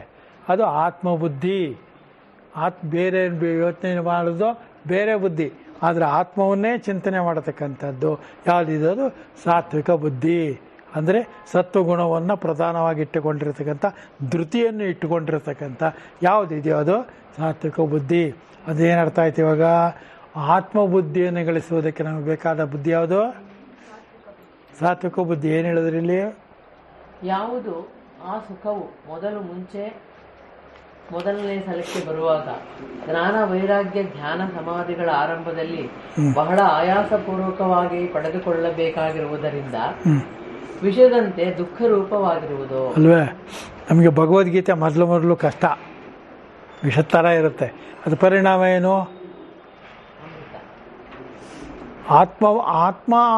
ಆತ್ಮಜ್ಞಾನಕ್ಕೆ ಬೇಕಾಗಿರತಕ್ಕಂಥ ಆತ್ಮಬುದ್ಧಿಯೇ ನಮಗೆ ಉಂಟಾಗುತ್ತದೆ, ಪ್ರಜ್ವಲಿಸುತ್ತದೆ, ಒಳಗಡೆಯಿಂದ ಬರುತ್ತದೆ ಅಂತ ಅರ್ಥ ಅಲ್ವಾ? ಪದೇ ಇದನ್ನೆಲ್ಲ ನೀವೆಲ್ಲ ಓದ್ಕೋಬೇಕು. ನಾನು ಸುಮ್ಮನೆ ಒಂದು ಸತಿ ಹೇಳ್ಬಿಡ್ಬೋದು ನಿಮಗೆ, ಅಲ್ಲೇ ಅರ್ಥವಾಗೋ ಥರ ಹೇಳಿದಾರೆ ಅವರು. ಪರಿಣಾಮದಲ್ಲಿ ಜ್ಞಾನ ವೈರಾಗ್ಯಾದಿಗಳ ಪರಿಪಾಕದಿಂದ ಆಗುವುದರಿಂದ ಅಮೃತದಂತೆ ಸುಖವಾಗಿರುವುದು. ಜ್ಞಾನವನ್ನು ಬಲ್ಲವರು ಸಾತ್ವಿಕ ಎನ್ನುವರು. ಜ್ಞಾನ ವೈರಾಗ್ಯ ಎರಡೂ ಕೂಡ ಇದರ ಫಲ. ಜ್ಞಾನ ವೈರಾಗ್ಯ ಬಂದರೆ ನಿಮಗೆ ಆತ್ಮಬುದ್ಧಿ ಬಂತು ಅಂತ ಅರ್ಥ ಅಲ್ವಾ? ಆತ್ಮಬುದ್ಧಿ ಬರ್ಬೇಕಾದ್ರೆ ಏನು ಬರಬೇಕು? ಜ್ಞಾನ ವೈರಾಗ್ಯ ಅಲ್ವಾ? ಜ್ಞಾನ ವೈರಾಗ್ಯ ಭಿಕ್ಷಾಂದೇಚಿ ಪ್ರಾರ್ಥನೆ ಕೇಳ್ಕೊಳ್ಳೋದೇನು? ಜ್ಞಾನ ವೈರಾಗ್ಯವನ್ನೇ. ಅದು ಯಾರಿಗೆ ಬೇಕು? ಯಾರಿಗೆ ಬೇಕೋ ಯಾರೋ ಒಬ್ಬ ಬೇಕೋ ಅವನಿಗೆ ಬಂದಿರುತ್ತೆ ಅಷ್ಟೇ. ಯಾರಿಗೋ ಹೇಳೋಕ್ಕಲ್ಲ, ತನ್ನ ಜೀವನಕ್ಕೆ ಬೇಕಾಗಿರುತ್ತೆ. ಆತ್ಮಬುದ್ಧಿ ಪ್ರಸಾದಜವಾದದ್ದು. ಆತ್ಮಬುದ್ಧಿ ಎಂದರೆ ತನ್ನ ಬುದ್ಧಿ. ಅಂದರೆ ಆತ್ಮಬುದ್ಧಿಯ ಪ್ರಸಾದವು ನೈರ್ಮಲ್ಯವು ನೀರಿನಂತೆ ಸ್ವಚ್ಛವಾಗಿರುವುದು. ಎಷ್ಟು ಚೆನ್ನಾಗಿದೆ. ಆತ್ಮಬುದ್ಧಿ ಪ್ರಸಾದವು. ಆತ್ಮ ಬುದ್ಧಿ ಪ್ರಸಾದವು ಯಾವುದು? ಆತ್ಮ ಬುದ್ಧಿ ಎನ್ನುವುದೇ ಕಾರಣ. ನಮ್ಮ ಎಲ್ಲ ಜೀವನಕ್ಕೂ ಪ್ರತಿಯೊಂದಕ್ಕೂ ಒಳ್ಳೆಯದು ಕೆಟ್ಟದ್ದು ಎಲ್ಲದಕ್ಕೂ ಕಾರಣ ಯಾವುದು? ಆತ್ಮವೇ. ಯಾಕೆ? ಅದು ವಿಶುದ್ಧವಾಗಿದೆ, ಅದು ಯಾವ ಗುಣಕ್ಕೂ ಹೊಂದುವುದಿಲ್ಲ, ಗುಣಾತೀತವಾಗಿದೆ. ಆದ್ದರಿಂದ ಅದು ನಮಗೆ ಕಾರಣವಾಗಿದೆ ಅಂತ ಅರ್ಥ.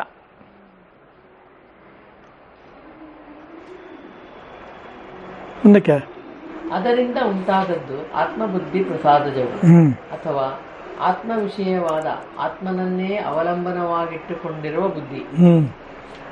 ಆ ಬುದ್ಧಿಯ ಪ್ರಸಾದದ ಹೆಚ್ಚಿಗೆಯಿಂದ ಉಂಟಾದ ಸುಖವು ಎಂದಾದರೂ ಆತ್ಮಬುದ್ಧಿ ಪ್ರಸಾದಜಂ ಎಂಬ ವಿಶೇಷಣಕ್ಕೆ ಅರ್ಥ ಮಾಡಬಹುದು.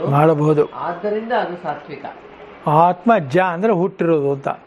ಆತ್ಮದ ಕಾರಣದಿಂದಲೇ ಹುಟ್ಟಿರತಕ್ಕಂಥ ಈ ಪ್ರಬುದ್ಧವಾಗಿರ್ತಕ್ಕಂಥ ನಿಲುಗಡೆ ಏನಿದೆ ಅದು ನಮ್ಮನ್ನು ಕೊಂಡೊಯ್ಯುತ್ತದೆ ಮುಂದಕ್ಕೆ, ಪರಮಾತ್ಮನೆಡೆಗೆ ಅಲ್ಲ. ಜೀವಾತ್ಮ ಭಾವವನ್ನು ಕೊಂಡೊಯ್ಯಬೇಕು ಎಲ್ಲಿಗೆ?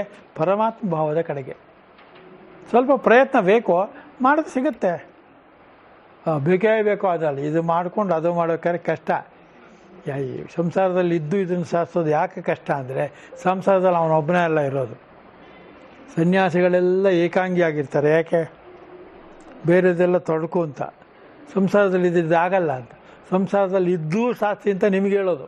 ಸಂಸಾರದಲ್ಲಿರೋರಿಗೆ ಹೇಳೋರಿಗೇನು ಮಾಡಬೇಕಾದ್ರೆ ಗೊತ್ತಾಗತ್ತಲ್ವ? ಮದುವೆ ಆಗಲಿ ಗೊತ್ತಾಗತ್ತೆ. ಕುಕ್ಕೆ ಸುಬ್ರಹ್ಮಣ್ಯಲ್ಲಿ ಇದ್ದ ಒಬ್ಬರು ಸ್ವಾಮಿಗಳು ಸ್ವಾಮಿತ್ವವನ್ನು ಬಿಟ್ಟುಬಿಟ್ಟು ಸಂಸಾರಿ ಆಗ್ಬಿಟ್ರು. ಯಾರು ನೋಡ, ಎಲ್ಲ ಅದೊಂದು ಜ್ಞಾಪಕ ಇಟ್ಕೊಂಡಿದ್ದೀರ. ಎಷ್ಟು ಜನ ಸ್ವಾಮಿಗಳ ಆ ಥರ ಮಾಡ್ಯಾರೋ ಅಲ್ವಾ? ಅಂದರೆ ನಮಗೆ ಸಂಸಾರದಲ್ಲಿ ಇದ್ದುಕೊಂಡು ಪರಮಾತ್ಮನೊಳಗೆ ಹೋಗತಕ್ಕಂಥದ್ದು ಇದೆಯಲ್ಲ, ಅದು ಸುಲಭ. ಆದರೆ ಮಾಡೋದು ಕಷ್ಟ. ಆದರೆ ಕಷ್ಟ ಸಾಧ್ಯ. ಅಂತಃಕರಣ ಶುದ್ಧಿಯಿಂದ ಆದ ಕಾರಣ ಅಥವಾ ಆತ್ಮಜ್ಞಾನದಿಂದ ಆದ ಕಾರಣ ಅದು ಸಾತ್ವಿಕ. ಗೊತ್ತಾಯ್ತಾ? ಈಗ ಏನಾದ್ರು ಪ್ರಶ್ನೆ ಇದ್ರೆ ಅಲ್ಲೇ ಕೇಳಿ, ಚಕ ಕೇಳ್ತಾ ಇರ್ಬೇಕು. ಏನೋ ಕೇಳದೆ ಇರೋದ್ರಿಂದ ಮುಂದಕ್ಕೆ ಹೋಗೋದು ನೀವು. ವಿಷಯೇಂದ್ರಿಯ ಸಂಯೋಗಾತ್ ಯತ್ತದಗ್ರೇ ಮೃತೋಪಮಂ ಪರಿಣಾಮೇ ವಿಷಮಿವ ತತ್ಸುಖಂ ರಾಜಸಂಸ್ಮೃತಂ. ಎಷ್ಟು ಚೆನ್ನಾಗಿ ಬರೀತಾರಪ್ಪ. ಈಜಾಗ ಅರ್ಥ ಆಗ್ತಾ ಹೋಗುತ್ತೆ ನೋಡಿದ್ರೆ. ಅಂದರೆ ನಿಮಗೂ ಅರ್ಥವಾಗುತ್ತೆ, ನಾನು ನೀವು ಏನು ಭೇದ ಏನಿಲ್ಲ. ನೀವು ಯೋಚನೆ ಮಾಡಿ ನೋಡಿ ಅಲ್ವಾ? ಏನು ಎಷ್ಟು ವಿಶದವಾಗಿ ಒಂದೊಂದು ಶ್ಲೋಕನೂ ಬಿಡಿಸಿ ಹೇಳ್ತಾ ಇದ್ದಾನೆ ಕೃಷ್ಣ. ವ್ಯಾಸರು ಅಷ್ಟು ಸುಲಭವಾಗಿ ಮಾಡಿಟ್ಟಿದ್ದಾರೆ ನೋಡಿ. ವಿಷಯೇಂದ್ರಿಯಗಳ ಸಂಯೋಗದಿಂದ ಯಾವ ಆ ಸುಖವು ಮೊದಲು ಅಮೃತೋಪಮವಾಗಿರುವುದೋ ಪರಿಣಾಮದಲ್ಲಿ ವಿಷದಂತೆ ಇರುವುದು ಆ ಸುಖವು ರಾಜಸ ಎನಿಸುವುದು. ಎಷ್ಟು ಸುಲಭ ಇಲ್ವಾ ಅರ್ಥ ಮಾಡ್ಕೊಳ್ಳೋಕ್ಕೆ? ಇಲ್ಲ ರಮೇಶ್, ಸುಲಭವಾಗಿದೆಯಲ್ಲ ಅರ್ಥ ಮಾಡ್ಕೊಳ್ಳೋಕ್ಕೆ. ಅರ್ಥ ಮಾಡಿಕೊಂಡ್ರೆ ಸರಿ ಸುಲಭ ಇದಾದರೆ ಈ ಮರವಿದೆಯಲ್ಲ ಅದು ಅಥವಾ ಇನ್ನೆಲ್ಲೋ ಹೋಗ್ಬಿಟ್ಟು ಏನೋ ಉದಾಹರಣೆ ಕೊಡುತ್ತೆ, ಏನೋ ತೋರಿಸುತ್ತೆ. ನೆನ್ನೆ ನೋಡ್ಕೊಂಬಂದು ತೋರಿಸುತ್ತೆ ಅಲ್ವಾ? ಇವಾಗ ಯಾವ್ದಾದ್ರು ಒಂದು ಹೋಟೆಲ್ಗೆ ಹೋದರೆ ಒಂದು ಸ್ವೀಟ್ ತೊಗೊಂಡ್ರೆ, ಒಂದು ಪಪಡಿ ತೊಗೊಂಡ್ರೆ ಸುಮ್ಮನೆ ಗಂಭೀರ ತಿನ್ನಲ್ಲ ಅವನು. ಇದು ಮೊನ್ನೆ ಹೋದವಾರ ತಿಂದಲ್ಲ ಸೋನ್ ಪಪಡಿಗೆ ಕಂಪೇರ್ ಮಾಡಿದ್ರೆ ಅಂತಾನೆ ತಕ್ಷಣ ಹೋಯ್ತು ರುಚಿ. ಯಾವಾಗಲೂ ನಾನು ಒಂದೇ ನಿಮ್ಮನ್ನೇ ರಿಕ್ವೆಸ್ಟ್ ಮಾಡ್ಕೊಳ್ಳೋದಂದರೆ, ಜೀವನದಲ್ಲಿ ಯಾವಾಗಲೂ ವರ್ತಮಾನದಲ್ಲಿರಿ. ನೆನ್ನೆ ನಾಳೆಗಳಿಗೆ ಹೋಗಬೇಡಿ. ಅದು ನೆನ್ನೆ ನಾಳೆಗಳಲ್ಲಿ ಉದಾಹರಣೆನೂ ಆಗ್ಬೋದು, ಯಾವ್ದಕ್ಕಾರು ಆಗ್ಬೋದು. ನಾನು ಎಷ್ಟೋ ಸ್ವಾಮಿಗಳನ್ನ ನೋಡಿದ್ದೀನಿ, ರಾಮನಗರದಿಂದ ಬಂದ ಸ್ವಾಮಿಗಳನ್ನ ಭೇಟಿ ಮಾಡಿದ್ದೀನಿ. ಆದರೆ ಪ್ರವಚನದಲ್ಲಿ ಸಿಕ್ಕ್ಯಾರ ಅವರೆಲ್ಲರೂ ಒಬ್ಬೊಬ್ಬರು ಒಂದೊಂಥರ. ಆ ಕಡೆ ಈ ಕಡೆ ಕೂತಿರೋರು ಏನಂದರೆ ಅವ್ರು ಸರಿ ಇಲ್ಲ ಸ್ವಾಮಿ, ಆ ಸ್ವಾಮಿ ಸರಿ ಇಲ್ಲ, ಈ ಸ್ವಾಮಿ ನನಗೆ ಮಧ್ಯೆಯಲ್ಲಿ ಕೂತಿರೋ ನನಗೆ ಹೇಳಿರೋ ಉಂಟು. ನಾನು ಅದೆಲ್ಲ ಹೇಳಕ್ಕೆ ಹೋಗಿಲ್ಲ ಯಾರಿಗೂ. ಅವ್ನು ಸ್ವಾಮಿ ಸರಿ ಇಲ್ಲ, ಅವನು ಸರಿ ಇಲ್ಲ, ಅವನ ಮೆಲ್ಲಗೆ ಏನಂದವನು ಅಂತ ಅವನು ಸರಿ ಇಲ್ಲ, ಇವನು ಸರಿ ಇಲ್ಲ ಅಂತ ನೀವು ಅರ್ಥ ಮಾಡಿಕೊಂಡ್ರೆ ನೀವು ಯೋಗ್ಯರಾಗಿರ್ತೀರಿ ಅಂತ ಅಷ್ಟೇ. ಅದಕ್ಕೆ ವಿಷಯೇಂದ್ರಿಯಗಳ ಸಂಯೋಗದಿಂದ ಆಹಾ ಯಾವ ಆ ಸುಖವು ಮೊದಲು ಅಮೃತೋಪಮವಾಗಿರುವುದೋ ಆಗಿರೋದು. ಪರಿಣಾಮದಲ್ಲಿ ವಿಷದಂತಿರುವುದೋ ಆ ಸುಖವು ರಾಜಸ ಎನಿಸುವುದು. ಇದಕ್ಕೆ ನೀವು ಉದಾಹರಣೆ ಸಂಸಾರದಲ್ಲಿ ಬೇಕಾಷ್ಟು ಸಿಗುತ್ತೆ. ಊಟ, ತಿಂಡಿ, ಹೆಂಡತಿ, ದುಡ್ಡು, ಕಾಸು, ಅಧಿಕಾರ ಎಲ್ಲನೂ ಅಷ್ಟೇ ಒಂಥರ ಇರುತ್ತೆ. ಆಮೇಲೆ ಬೇಡ, ಬಾಸ್ ಏನಾರು ಅಂದ, ಈಗಂದ, ಆಗಂದ, ನಮಗೆಲ್ಲ ಸರಿ ಇದೆ ನಮ್ಮ ಆಫೀಸಲ್ಲಿ, ಬಾಸ್ ಒಬ್ಬ ಪ್ಲಸ್. ಮೊದಲು ಪರಲ್ಲ ಸರ್, ಹೇಳ್ದೆ ಕೇಳ್ಕೊಂಡಿದ್ದ ಬಾಸ್ಗೆ. ಈಗ ಇದು ಹೇಳ್ದೆ ಕೇಳೋದೇ ಇಲ್ಲ, ಅವನು ಹೇಳಿದ್ದೆ ನಾವು ಕೇಳಬೇಕು. ಅಲ್ಲ, ನೀನು ಸಬಾರ್ಡಿನ ಇರ್ಬೋದು ಸೊಮ್ಮೆ, ಅವನು ನಮ್ಗೆ ಹೇಳೋಕ್ಕೆ ನಂಗಿರೋ ಎಕ್ಸ್ಪೀರಿಯನ್ಸ್ ಅವನಿಗಿದೆಯಾ? MD ಆಗಿ ಬಂದ್ಬಿಟ್ರೆ ಯಾಕೆ? ಅಹಂಕಾರ ಬಲಂ ದರ್ಪ. ಅಹಂಕಾರ, ಬಲ, ದರ್ಪ ಇದೆಲ್ಲ ಹೋಗ್ದೇನೆ ಅಧ್ಯಾತ್ಮ ಕಾಲಿಡ ಹಾಗೆ ಇಲ್ಲ. ನಿಜದ ಹೇಳಬೇಕು ಅಂದರೆ ಎಲ್ಲರೂ ನನಗೆ ಗೊತ್ತು, ನಂದು ಎಲ್ಲಿ ಕೂತಿದೆ ಅಲ್ಲಿ ಅಧ್ಯಾತ್ಮ ಕೊಳೆಯುತ್ತದೆ, ಬೆಳಗುವುದಿಲ್ಲ. ಇದನ್ನು ಯಾವುದೋ ಓದ್ಕೊಂಡು ಹೇಳ್ತೀನಿ ತಿಳ್ಕೊಬೇಡಿ, ಅನುಭವಾತ್ಮಕವಾಗಿರುವ ಮಾತು. ಜೀವನದಲ್ಲಿ ನೋಡಿ ಜನಗಳನ್ನ ನೋಡಿ ಮಾಡಿ ಬೇಕಾಷ್ಟು ಪುಸ್ತಕಗಳನ್ನು ಓದಿ ಕೊನೆಗೆ ಪುಸ್ತಕ ಓದೋದು ಬಿಟ್ಬಿಟ್ಟು ಏನು ಜೀವನದಲ್ಲಿ ಅಳೋದು ಸಾಧ್ಯನೋ ಅದು ಮಾತ್ರ ನಿಮಗೆ ವೇದ್ಯವಾಗುತ್ತೆ ಅನ್ನೋದು ಅರಿತುಕೊಂಡ ನಂತರ ಭಗವದ್ಗೀತೆಯನ್ನು ಯಥಾರ್ಥವಾಗಿ ಮಾಡುವ ಪ್ರಯತ್ನವನ್ನು ಮಾಡ್ತಾ ಇದ್ದೀನಿ. ಸರಿಯಾ ತಪ್ಪ? ನೀವು ಕರೆಕ್ಟ್. ಮುಂದಕ್ಕೆ ವಿಷಯೇಂದ್ರಿಯಗಳ ಸೇರುವೆಯಿಂದ ಉಂಟಾಗುವುದಲ್ಲ ಅಂಥ ಯಾವ ಸುಖವು ಮೊದಲನೇ ಕ್ಷಣದಲ್ಲಿ ಅಮೃತೋಪಮವಾಗಿ ಅಮೃತಕ್ಕೆ ಸಮಾನವಾಗಿ ಪರಿಣಾಮದಲ್ಲಿ ವಿಷದಂತಿರುವುದೋ ಬಲ, ವೀರ್ಯ, ರೂಪ, ಪ್ರಜ್ಞೆ, ಮೇಧಾಶಕ್ತಿ, ಧನ, ಉತ್ಸಾಹ ಇವುಗಳೆಲ್ಲವೂ ಹಾಳಾಗುವುದಕ್ಕೆ ಕಾರಣವಾಗಿರುವುದರಿಂದಲೂ ಎಲ್ಲ ಹಾಳಾಗುತ್ತೆ ಅಂತಾರೆ. ಇದರಿಂದ ಪರಿಣಾಮದಲ್ಲಿ ಅದನ್ನು ಉಪಭೋಗಿಸಿದ ಪರಿಣಾಮದ ಕೊನೆಯಲ್ಲಿ ವಿಷದಂತಿರುವುದೋ ಆ ಸುಖವು ರಾಜಸ ಎನಿಸುವುದು. ಅರ್ಥ ಆಯ್ತಾ ನಿಮ್ಗೆ ಯಾವ್ದು ರಾಜಸ ಅಂತ? ನಾವು ಯಾವ್ದೊಳಗಿದ್ದೀವಿ ಅನ್ನೋದು ನಾವು ಚೆಕ್ ಮಾಡ್ಕೋಬೇಕು. ಯಾರಿಗೂ ಹೇಳಬೇಕಾಗಿಲ್ಲ, ಯಾರಿಗೂ ಪ್ರೂವ್ ಮಾಡಬೇಕಾದ್ದಿಲ್ಲ. ಭಗವದ್ಗೀತೆಯಲ್ಲಿ ಒಂದು ವಿಶೇಷ ಅಂದ್ರೆ ಅದೇನೆ ನಂಗೆ ಅರ್ಥ ಆಗಿರೋದು. ಯಾರಿಗೂ ಪ್ರೂವ್ ಮಾಡೋಕ್ಕಾಗಿಲ್ಲ. ಯಾಕೆಂದರೆ ಯಾರಿಗೂ ಪ್ರೂವ್ ಮಾಡೋಕ್ಕಾಗಲ್ಲ. ಇದನ್ನು ನನ್ನ ಜೀವನದಲ್ಲಿ ನಾನು ನೋಡಿಸ್ಕೊಂಡು ನನಗೆ ನಾನು ಪ್ರೂವ್ ಆಗ್ಬೋದು ಅಲ್ವಾ? ಇವಾಗ ನಾನು ನಿನ್ನನ್ನು ಅತ್ಯಂತವಾಗಿ ಪ್ರೇಮಿಸುತ್ತೇನೆ, ಒಬ್ಬ ಹುಡುಗಿಗಳು ಅತ್ಯಂತವಾಗಿ ಪ್ರೇಮಿಸುತ್ತೇನೆ ಅನ್ನೋದಕ್ಕೆ ಏನಾದ್ರು ವ್ಯಾಖ್ಯಾನ ಇದೆಯಾ? ನಾನು ನಿನ್ನನ್ನು ಭಾಳವಾಗಿ ಏನು ಭಾಳವಾಗಿ ಪ್ರೇಮಿಸ್ತೇನೆ ಅಂದರೆ ಏನು ಪ್ರೇಮ ಅಂದರೆ? ಮೊನ್ನೆನೋ ಒಂದು ನಮ್ಮ ಅರ್ಚನ ಒಂದು ಹೇಳ್ತಾ ಇದ್ಲು ನಮಗೆ. ಯಾರೋ ಅಲ್ಲಿಂದ ಬೇರೆ ರಾಜ್ಯದಿಂದ ಬಂದಿಯಾನೆ, ಅವನು ಸೈನ್ಯದಲ್ಲಿದ್ದವನೋ ಏನಲ್ವೇ ಬಂದು ಅವನು ಸೈನ್ಯ ಬಂದು ಮಗು ಬರ್ತಡೆಗೇನೋ ಬಂದಿಯಾನೆ. ಇವಳು ಹೆಂಡತಿ ಯಾರೋ ಅವನ ಗೆಳೆಯ ಜೊತೆ ಇದನ್ನು ನೋಡಿ ಅವಳು ಆ ಫ್ರೆಂಡು ಸೇರಿಸಿ ಅವನ್ನ ಸಾಯಿಸ್ಬಿಟ್ಟು ತಲೆ ಅವನು ಇಟ್ಕೊಂಡಿಯಾನಂತೆ. ಬಾಡಿನ 15 ಮಗು ಒಂದು ಸೂಟ್ ಕೇಸಲ್ಲಿ ನಂಗೆ ಅರ್ಥ ಆಗಿಲ್ಲ, ಕೊಲೆ ಮಾಡೋದು ಯಾಕೆ ತಲೆ ಇಟ್ಟು ಅವನೇ ಅವನು ನೋಡಿ ಅವನು ಫೋಟೋ ತೋರಿಸ್ತಾರೆ. ಭಾಳ ಅಸಹ್ಯವಾಗಿದ್ದಾನೆ ಅವನು. ಯಾಕಾಗತ್ತೆ? ಆಗೋದೇ ಹಾಗೆ, ಜಗತ್ತಿರುವುದೇ ಆ ರೀತಿ. ನಾವು ಅಂದ್ಕೊಂಡಿರ್ತೀವಿ ಗಂಡ ಒಳ್ಳೆಯವನು ಅಂತ, ಹೆಂಡತಿ ಒಳ್ಳೆಯವಳು ಅಂತ. ಗಂಡ ಕರ್ಕೊಂಬಂದು ಅವನಲ್ಲಿ ಕತ್ತರಿಸಿ ಒಂದು ಸೂಟ್ ಕೇಸಲ್ಲ ಏನು ವಾಟರ್ ಡ್ರಮ್ಮಲ್ಲಿ ಇದೆಲ್ಲ ಏನು ನಂಗೆ ಹೇಳ್ಕೊಟ್ರು ಬರಲ್ಲ. ಬೇರೆ ಏನಾದ್ರು ವಾಟರ್ ಅನ್ಯಾವ ವಾಟರ್ ಮಾಡೋಗ್ಬಿಡ್ತಾ ಅದ ಅಲ್ವಾ? ಅಲ್ಲ, ಮಾಡೋರು ಮಾಡ್ತಿರ್ತಾರೆ.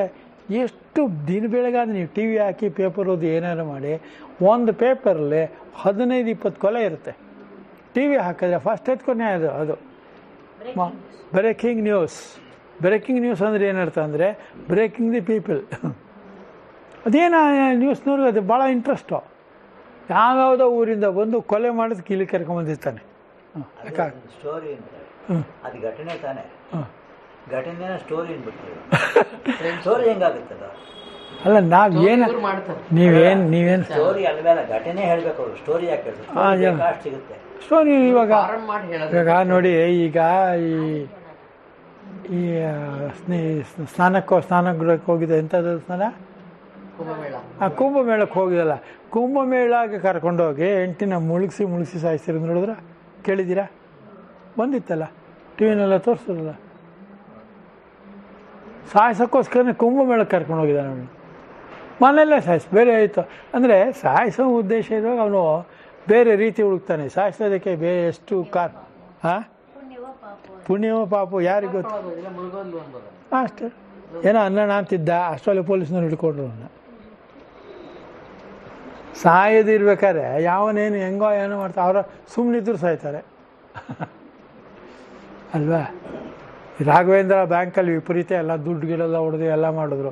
ಮುಖ್ಯವಾದವರು ವೆಂಕಟರಮಣ ಅಂತ ನಮ್ಗೆ ಗುರ್ತಿದ್ದವರು ತಲೆ ಕೆಟ್ಟೋಗಿ ನಿವಾಸಿಗೆ ಸೇರಿಕೊಂಡ್ರು. ಯಾಕೆ ವಸಿಷ್ಠ ಅದು ಎಲ್ಲ ರಾಮಕೃಷ್ಣ ಅಂತ ರಾಮಕೃಷ್ಣ. ಹ್ಞೂ ಇವರೆಲ್ಲ ಏನು ಮಾಡ್ತಿರೋ ಅವ್ರನ್ನ, ಅವನು ಬುದ್ಧಿನೇ ಹಾಗೆ. ಅವ್ರು ಯಾವ ಹೆಸರಿಟ್ರೇನು, ವಸಿಷ್ಠ ಅಂತ ಇಟ್ರೇನು, ವಿಶ್ವಾಮಿತ್ರ ಅಂತ ಇಟ್ರೇನು, ಅದರಿಂದ ಅದಕ್ಕೂ ಅಧ್ಯಾತ್ಮಕ್ಕೂ ಯಾವ ಸಂಬಂಧವೂ ಇಲ್ಲ. ಅವರೆಲ್ಲ ಕುಂಕುಮ ಇಟ್ಕೊಳ್ಳೋದೇನು, ಮಾತಾಡೋದೇನು ಅಧ್ಯಾತ್ಮದ ಬಗ್ಗೆ, ಶಂಕರಾಚಾರ್ಯರ ಬಗ್ಗೆ ಮಾತಾಡೋದೇನು ಸಖತ್ತಾಗಿ ತಿಳ್ಕೊಂಡೆ. ನೋಡಿದ್ರ ಏನು ಮಾಡ್ತೀರ ಅವ್ರನ್ನ. ಅದೆಲ್ಲ ಏನು ಹೇಳೋದ್ರಿಂದ ಏನು ಯಾರಿಗೂ ಏನು ಪ್ರಯೋಜನ ಇಲ್ಲ. ತಾನು ಅಳವಡಿಸ್ಕೋಬೇಕು ಜೀವನದಲ್ಲೇ. ತುಂಬ ಋಷಿಗಳು ಆಶಾರಾಮ್ಜಿ ಅವ್ರಿಗೆ ಏನಾಗಿತ್ತು, ಇವಾಗ ಅವ್ರನ್ನ ಬಿಡೋದೇ ಇಲ್ಲ ಜೈಲಲ್ಲಿ, ಸಾಯೋವಾಗ ನೀನು ಇಲ್ಲೇ ಇರಬೇಕು ಅಂದರು. ಚೆನ್ನಾಗಿ ಹೇಳೋ ಏನೋ ಹೇಳೋರು, ಏನು ಜನ ಸೇರೋರು ಅವ್ರಿಗೆ, ಸಾವಿರಾರು ಜನ ಲಕ್ಷಾಂತರ ಜನ ಸೇರೋರು. ಆದರೆ ಮನುಷ್ಯ ಇರೋದು ಏನು ಯಾವ ಮನುಷ್ಯನ ಯಾವ ಋಷಿ ಆದ್ರೇನು ಏನಾದ್ರೇನು ಅದಿರೋ ನಡ್ಕೊಂಡು ಹೋಗ್ತಾ ಇರುತ್ತೆ. ಎಲ್ಲ ಯುಗದಲ್ಲೂ ಇದ್ದದ್ದೇ ಅದು ಅಲ್ವಾ. ಮುಂದಕ್ಕೆ ನಾನೇನೋ ಹೇಳ್ತಾ ಇದ್ದೀನಿ, ನೀರೋ ಹೋಗ್ತೀನಿ. ಪರಿಣಾಮದಲ್ಲಿ ಅದನ್ನು ಉಪಭೋಗಿಸಿದ ಪರಿಣಾಮದ ಕೊನೆಯಲ್ಲಿ ವಿಷದಂತಿರುವುದು ಆ ಸುಖವು ರಾಜಸ ಎನಿಸುವುದು. ಅರ್ಥ ಆಯ್ತಾ? ಈ ರಾಜಸ ಅಂದರೆ ಕರ್ಮ ಪ್ರಧಾನವಾಗಿ, ಕರ್ಮ ಅಂದರೆ ಪ್ರಸಂಗದಿಂದ ಅದರ ಫಲವನ್ನು ಅನುಭವಿಸ್ತಾ ಇದ್ದಾಗ ಮೊದಲು ಸುಖ ಇರುತ್ತೆ. ಆಮೇಲೆ ಪರಿಣಾಮದಲ್ಲಿ ಕೊನೆಯಲ್ಲಿ ಅದು ವಿಷದಂತೆ ಪರಿವರ್ತೆ. ವಿಷದಂತೆ ಅಂದರೆ ಏನಿಲ್ಲ, ಎಲ್ಲ ವಿಷಯವನ್ನು ಮರೆಸ್ಬಿಟ್ಟು ಆತ್ಮದ ವಿಷಯವನ್ನು ಮರೆಸ್ಬಿಡುತ್ತೆ. ವಿಷ ಅಂದರೆ ಅದೇ ಅರ್ಥ. ಈ ಭಗವದ್ಗೀತೆಯಲ್ಲಿ ಇರೋದು ಎಲ್ಲನೂ ನಿಮಗೆ ಮರೆಸೋದೇನನ್ನ ಅದೇ ವಿಷ. ಆತ್ಮವಿದ್ಯೆಯನ್ನು, ಆತ್ಮವನ್ನು, ಕಾರಣವನ್ನು, ಪರಮಾತ್ಮನನ್ನು ಮರೆಸುವಂತೆ ಮಾಡುವಂಥ ಯಾವುದೇ ಇದ್ದರೂ ಅದು ಮೋಹ, ಅಜ್ಞಾನ. ತಿಳ್ಕೊಂಬಿಡಿ, ಯಾವುದೇ ಗುಣ ಇರಲಿ ಅದು, ಹೌದಲ್ವ. ಭಾಳ ಪ್ರತಿನಿತ್ಯ ಎಚ್ಚರಿಕೆಯಾಗಿರಬೇಕು, ಹೌದಲ್ವ. ಅದನ್ನೇ ಜೀವನ ಧರ್ಮಯೋಗದಲ್ಲಿ ಬರೆದಿರೋದು. ಎಚ್ಚರ ಎಚ್ಚರ ಎಚ್ಚರ, ನಿತ್ಯ ಎಚ್ಚರ ನಿತ್ಯ ಎಚ್ಚರ, ಅದೇ ವಿವೇಕ. ಏನು ಹೇಳ್ತಾರೆ. ಯದಗ್ರೇ ಚಾನುಬಂಧೇ ಚ ಸುಖಂ ಮೋಹನಮಾತ್ಮನಃ ನಿದ್ರಾಲಸ್ಯ ಪ್ರಮಾದೋತ್ಥಂ ತತ್ತಾಮಸಮುದಾಹೃತಂ.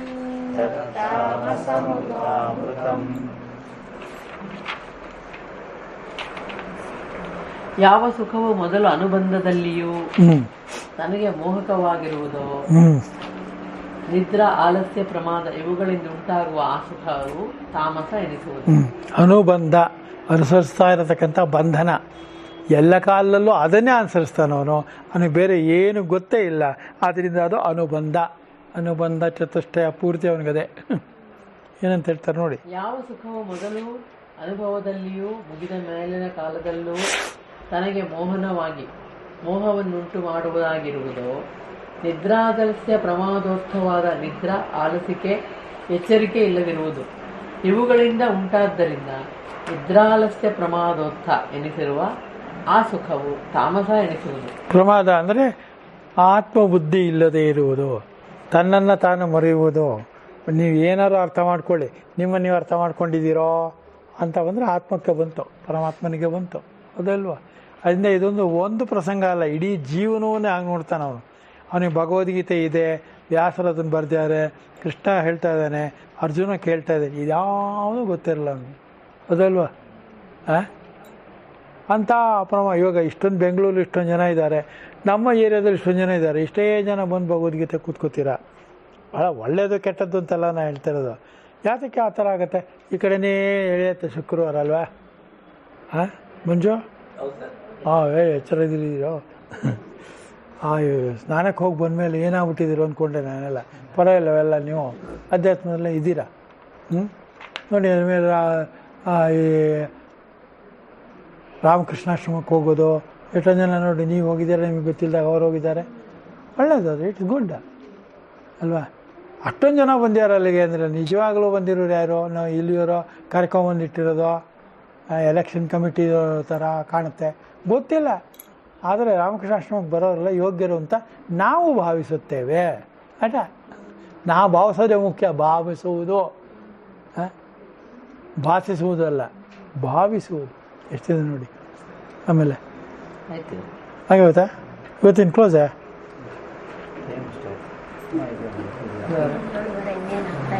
ಹಾಂ ಕರೆಕ್ಟು. ಅಲ್ಲಿಗೆ ಎಷ್ಟಾಯಿತು ಶ್ಲೋಕ? ಎಷ್ಟಾಯಿತು? ಹೇಳು. ಎಷ್ಟು ಶ್ಲೋಕ ಆಯಿತಾ?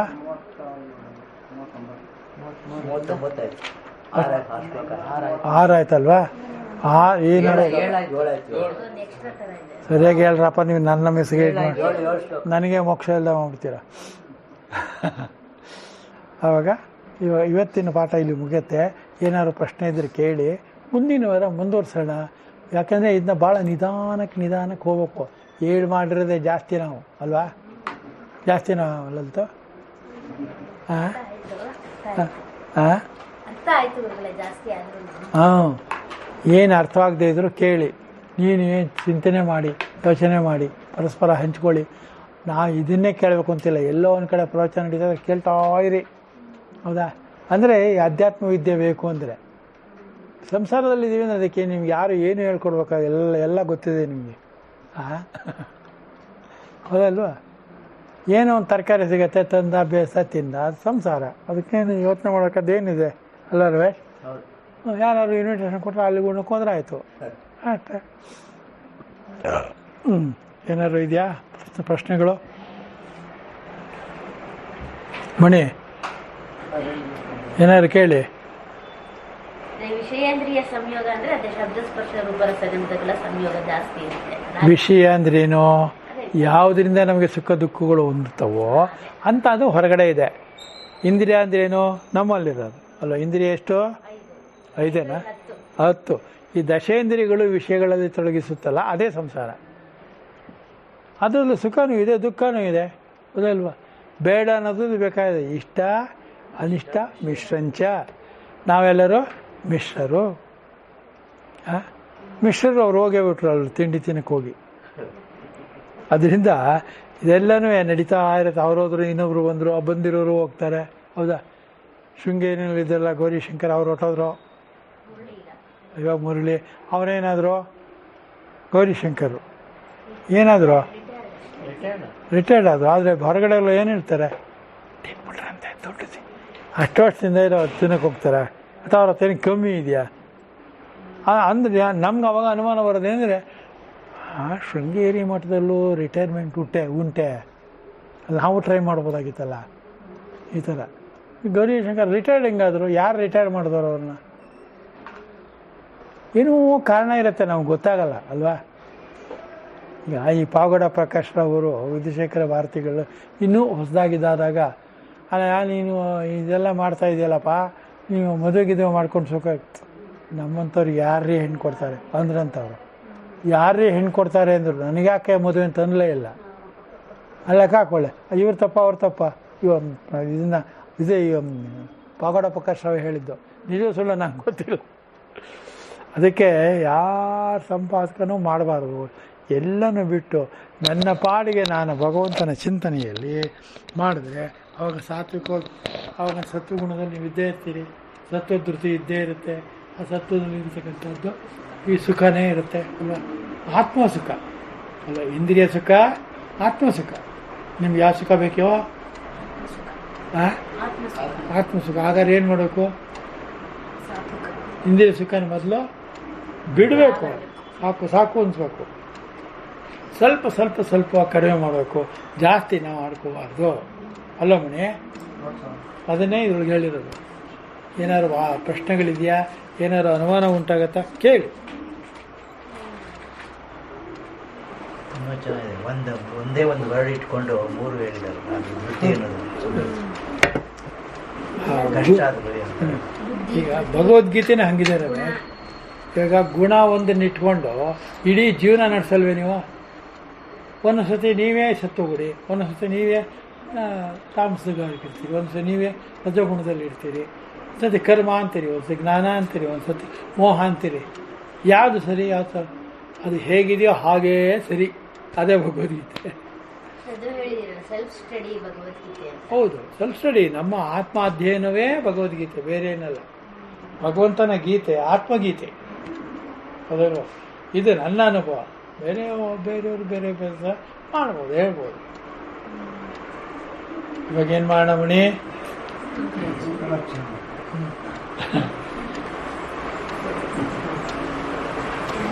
ಸಂಜಯನಾ ಸಂಜೆನ ಹತ್ತನೇ ಸೇರಿಸ್ತಿರಲ್ಲ ಅವನು. ಅವ್ನಿಗೆ ಹೇಳ್ಬೇಕಾದ್ರೆ ಕರ್ಣ ಒಬ್ಬನೇ, ಆದರೆ ಕರ್ಣಂಗೆ ಬೇಡ ಇದು. ಕರ್ಣಂಗೆ ಬೇಕಾಗಬೇಕಲ್ಲ ಫಸ್ಟು.